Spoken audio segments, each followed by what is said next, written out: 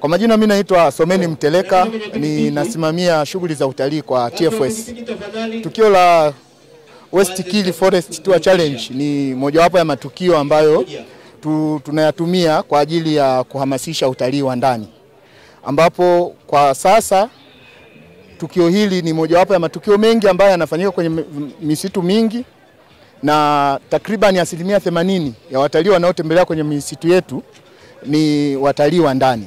2020-2021 kwenye maeneo yetu tulikuwa tunaingiza watalii takriban 59,000 kwa mwaka. Lakini katika kipindi hiki cha miaka minne watalii wameongezeka zaidi ya mara 5. Tunapokea watalii zaidi ya 280,000 kwa mwaka katika maeneo yetu ya misitu. Na mchango wa sekta hii kwenye mapato yanayokusanywa na TFS kwenye misitu yameongezeka kutoka milioni 154 mwaka 2020-2021 na sasa tunapokea mapato zaidi ya bilioni 2. Kwa hiyo ni ongezeko la zaidi ya mara 12 au 13.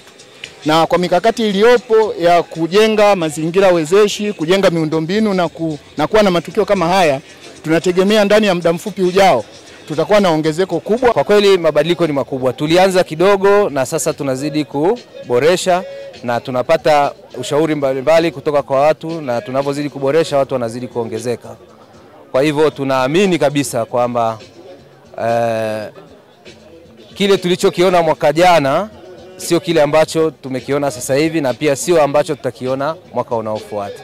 Kwa hiyo idadi inazidi kuongezeka mwaka hadi mwaka, na pia watu wanazidi kufahamu, wanazidi kupata makundi mbalimbali. Kwa mwaka huu tumeweza kupata washiriki zaidi ya 200 ambao wameshiriki michezo mbalimbali ikiwepo kukimbia, michezo ya pikipiki pamoja na baskeli pamoja na wengine waliotembea, na wametoka katika mataifa tofauti tofauti.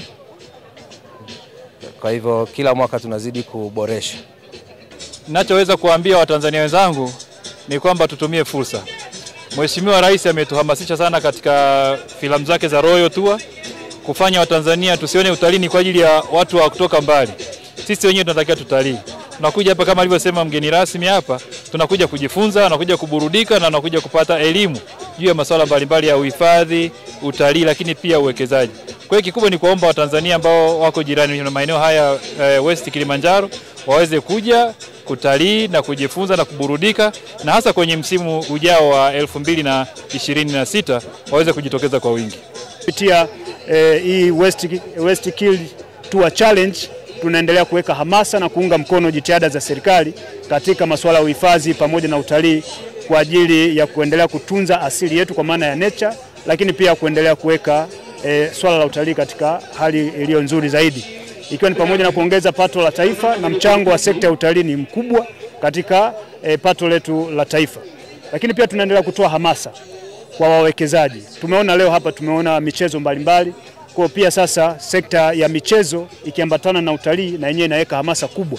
Kwa tunaendelea kuwahamasisha wawekezaji mbalimbali kuja kuunga mkono jitihada hizi kwa kushirikiana na watu wa TFS kuweka maeneo mazuri kwa ajili ya adventure na kuhamasisha utalii kupitia pia utalii wa michezo